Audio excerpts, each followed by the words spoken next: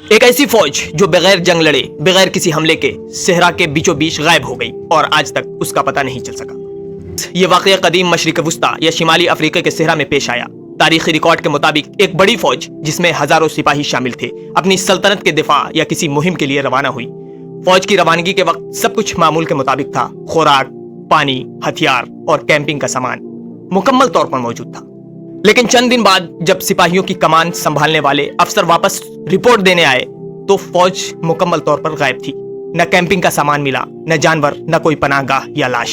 صحرا کی ریت نے شاید ہر نشانی چھپا دی ہو، لیکن یہ حیرت انگیز تھا کہ اتنی بڑی تعداد میں لوگ ایک ساتھ کہاں گئے۔ مقامی روایت اور پراسرار مقامی قبائل اور گزرنے والے مسافر اس واقعے کو آج تک صحرا کی نگل لی گئی فوج کے نام سے یاد کرتے ہیں۔ کچھ کہتے ہیں کہ رات کے وقت عجیب روشنی اور شور سنائی دیا، جیسے زمین کے اندر کوئی دروازہ کھل گیا ہو اور فوج اسی میں غائب ہو گئی ہو۔ کچھ محققین کا خیال ہے کہ فوج کسی شدید طوفان یا زمین کی ریت میں دھنسنے کے حادثے کا شکار ہو گئی، لیکن ہزاروں سپاہیوں کے مکمل طور پر غائب ہونے کی وضاحت آج تک ممکن نہیں ہوئی۔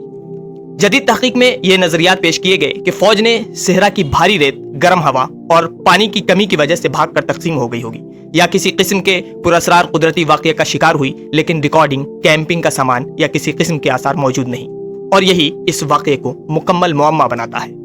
اس فوج کے اچانک غائب ہونے نے مستقبل کی فوجی حکمت عملی اور صحرا میں مہمات پر گہرا اثر ڈالا۔